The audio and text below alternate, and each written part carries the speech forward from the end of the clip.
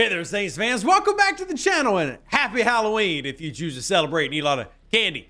So today we're going to talk about Just Go, as in Rashid Shaheed getting the focus of this video. We're going to actually focus on a couple of the plays and how Derek Carr, Michael Thomas, Rashid Shaheed, etc. explain tendencies, how they found some, and how they were able to exploit matchups, which if you remember, Alvin Kamara made a really big deal about this the other week, of how this is something the Saints offense wants to do. When they feel like they're effective, is when they're creating mismatches and dominating with those mismatches. And Rashid Shaheed was the beneficiary of a couple of those. We're going to go over his three main catches, as well as maybe a couple other of his plays, go over how all of it worked, and give you all some tasty film. So hopefully y'all are excited, right? If you are, remember, you know what to do. All you gotta do is type "Who Dat" down here in the comment section down below. For every "Who Dat" I get, that guarantees another film study happens.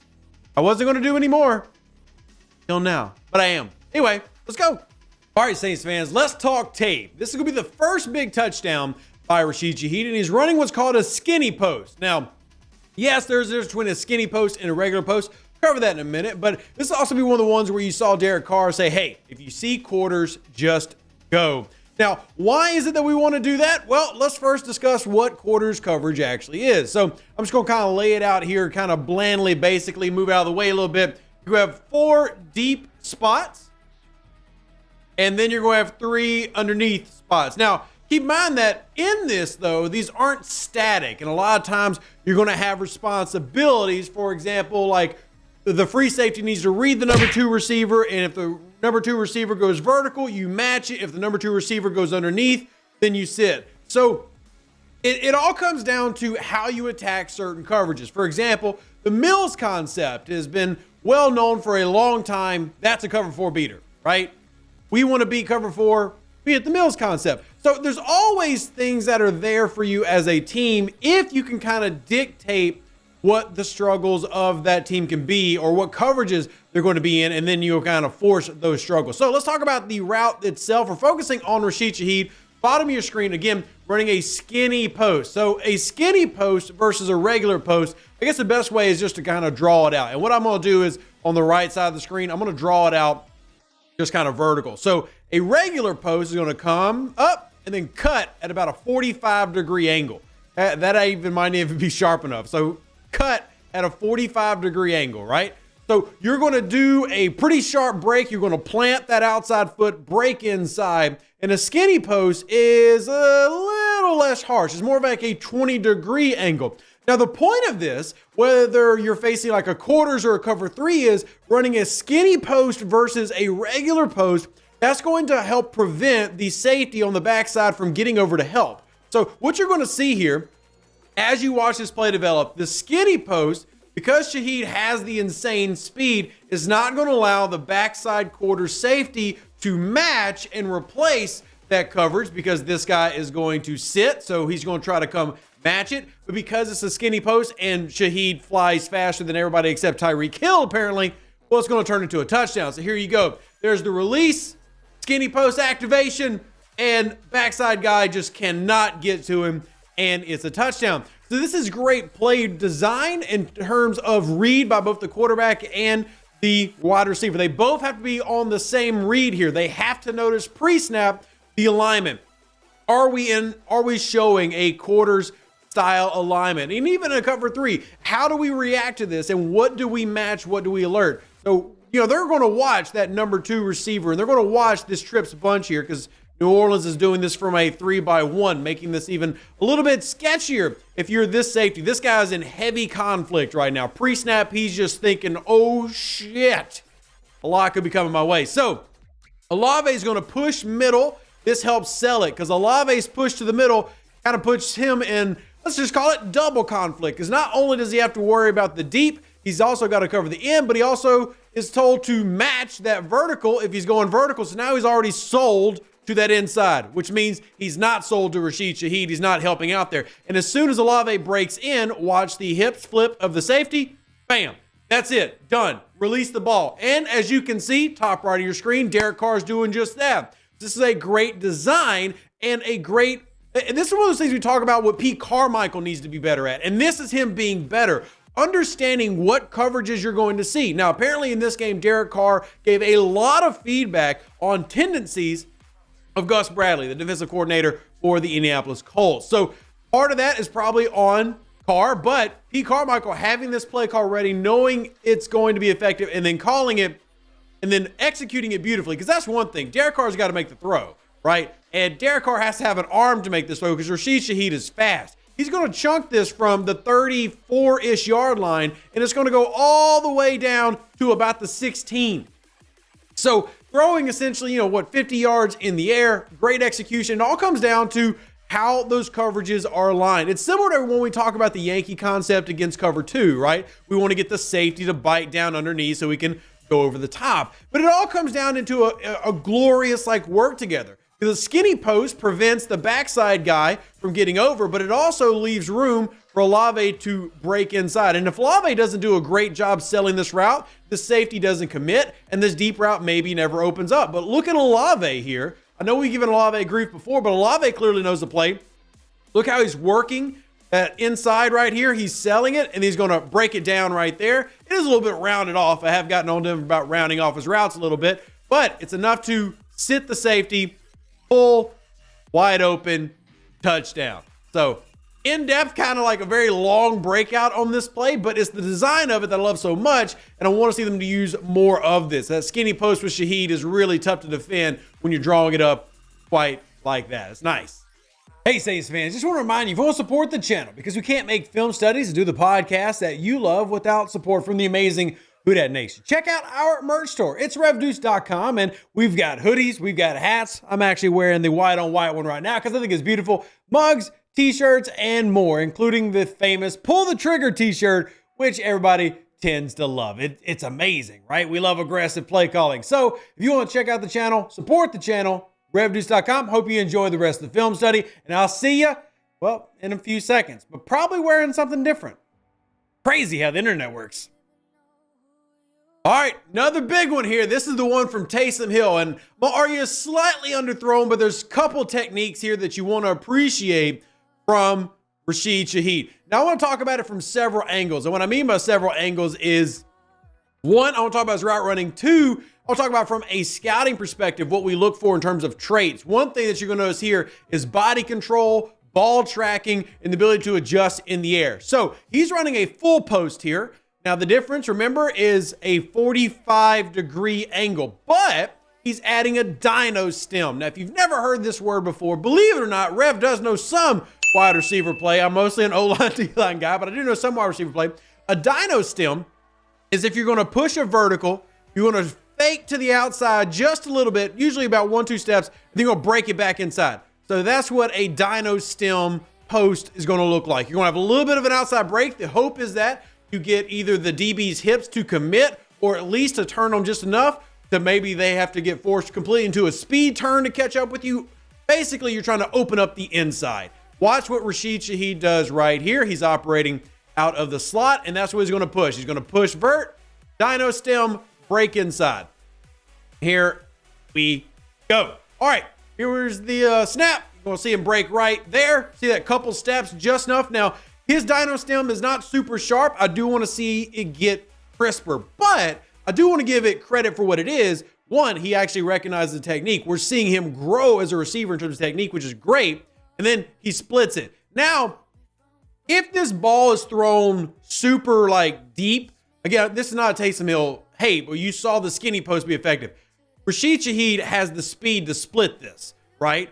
Because the ball's a little underthrown, he has to adjust. So right now he's tracking. He is scaling down. It's not like these other two safeties are as fast as Rashid Shaheed. They're not. He has to scale down. Now he's tracking the ball and now navigate through traffic, body control, and then go out and be in a position to get the ball at the highest point while you're running. This is a very difficult adjustment to do. He has to scale down, go down to about third gear, adjust his body, and then go after the football.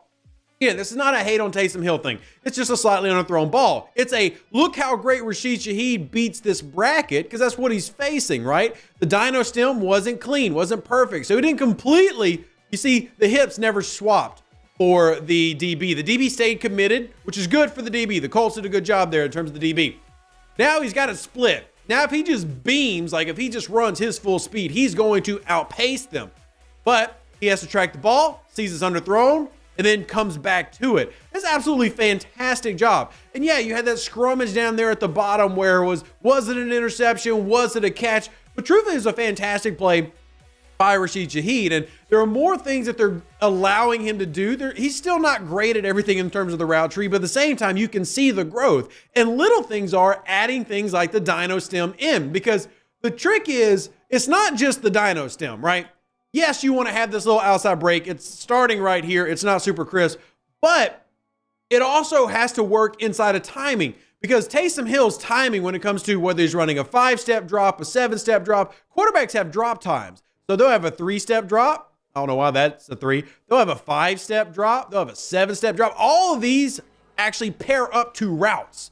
So like a 7-step drop could be for a 15-yard break on a post, right? So all of the depths have drops and timings. You can't just like throw in moves, right? It's not schoolyard football where we just like shimmy, Cocoa Puff, and then we find a way to break out of a release, but it took a second and a half to do that. You have to actually be in a spot in a certain amount of time. So to see him start working on that and adding it to his repertoire is great. And then we love the ability to adjust and go find the football there. Fantastic. This is something the Saints haven't had consistently from this type of receiver in a while. Love to see it. And let's take a look at another play. All right, so this one I call the sell, because I want you to focus on Chris Olave and Rashid Shaheed at the bottom of your screen. Now, this is all based on something we're going to talk about the next play that Michael Thomas talked about Derek Carr gave the team to look for. But if you notice, both Rashid Shaheed and, Rashid Shaheed and Bowden here, not Chris Olave. Rashid Shaheed and Bowden here are showing an outside release. Watch, they're going to hit, and they're both hitting to the outside. They're consistently pressuring the outside of these DBs. And this is important because the entire point of the play that I'm about to show you is that they swap a tendency. Remember how I talk about the New Orleans Saints had to be better at breaking their own tendencies? And I talked about that specifically with Pete Carmichael, but it also comes down to how you actually run plays. And yes, believe it or not, teams study to that degree, as in, does this guy line up a certain depth? For example, let me rewind it real quick. For example, if this running back was to say be lined up right here, depth-wise, you know that there's absolutely no shot that he's going to run a handoff. But there are a couple things that you have to worry about depending on how the running back aligns. With him being aligned behind the quarterback, you do have to worry about the draw play. You have to worry about the swing pass. The depth of where somebody lines up, literally just the depth, will change how you perceive them on the field defensively. How you release as a wide receiver does the same thing. As a receiver, if you're consistently busting inside releases to work around, they're going to notice that. If you're constantly pushing boundary, then they're going to notice that. So you have to know that we can break that tendency if there's an expectation, and that's what you see on this play. And you see it throughout the game. I just wanted to give this one as an example where they're going to continually push the outside of these verticals, pushing outside. Now, let me show you why that's important. All right, here it is, the big one that seals the game for the New Orleans Saints. Rashid Shaheed at the top of your screen, big inside release, and then he breaks back to the outside, gets hit in the bucket, and it is a banger. Great job by everybody. Now, this is one that, again, that Derek Carr told, or Michael Thomas said that Derek Carr knew that they would probably bite on based on history, that if you broke inside, they're going to play that top shoulder, so they're going to commit to you down here, which means it leaves you the ability, if you can break through, to get to that outside. Now, watch the release. We just saw how a lot of these vertical shots they've always been breaking to the outside. Well, in a critical moment where we need to seal the game, we change it up. Bam, break inside. Carr hits his depth, already releasing at that 5-step drop. Over the top, great ball tracking, in the bucket, beautiful pass. Absolutely fantastic. I remember watching the broadcast view, and the broadcast view is like, it's really weird for him to be having this inside release on a vertical push. This is a designed one. Like, this is a tendency breaker. This is finally, like, we talk about things that makes Rev believe this team can be good. Again, it's one game. Things that teams do that are good teams, they break their own tendencies. They show things that are different, even if it's the same play. I mean, this play design is nothing crazy, right? I mean, it's kind of looks like it's supposed to be a sail concept to this right side. We're going to bring this over here deep, and I think AK was supposed to get down to the flat, but he kind of ends up being called in and stayed in for blocking. But whatever the purpose, this was always a design shot to Rashid Shaheed. Like from the very beginning, the idea was we're going to get Shaheed here with this inside release and we're going to burn him. And that's exactly what you got. Great job by Derek Carr to not underthrow him, to get the ball to him. And this is a fantastic play. So it's breaking the Saints' tendencies. It's taking advantage of Rashid Shaheed growing as a receiver and as a route runner, and a great offensive execution and a great play call by Pete Carmichael. I'm giving credit to everybody. Everybody gets flowers today for doing their job. Loved it. All right, so truthfully, after watching this, can I guarantee that the Saints are going to make a run? I'm not saying that. But what I am saying is if you're looking for ways that they can improve, they did. And this short film study focusing on Rashid Shaheed shows you how part of that process worked, how they were able to not only see coverages, but then dictate what the defense did. A great example is they broke tendencies and they showed things that defense wasn't expecting. That's what a good offense does. Now, can they do it back to back to back? Can they do it with a defensive coordinator that they're fighting that Derek Carr doesn't have a familiar history with?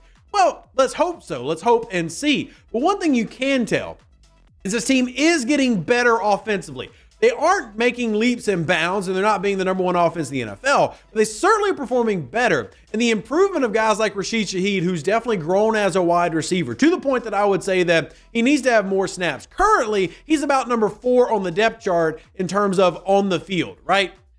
He's number 3-ish, number 4-ish. It's interchangeable. It's mostly a personnel matching of what they're going to do. You know, generally, you're not going to have him on a lot of blocking reps, but he'll be there maybe for jet sweeps, touch passes, or, you know, these amazing skinny posts and deep posts that you saw here today. In the go routes, you saw him actually run 3 different versions of a vertical route, which is good to see the variance. And you saw him use multiple techniques, both in the release and at his stem, breaking through with that dyno. So lots of improvement and growth from Rashid Shaheed, which is why he's currently on pace for about 900 yards and 6 or 7 TDs on the season. And you hope that he can only continue to develop even more, especially in areas like yards after the catch and, you know, middle of the field crossing patterns, things like that. Either way, you got to be very happy with Rashid Shaheed's performance and the New Orleans Saints. And if you enjoyed the film study, do me a massive solid and go ahead and just hit that like button. Appreciate all of you. Who dat? God bless. We'll catch you on the next one. Deuces, that's me. And we're outie for today.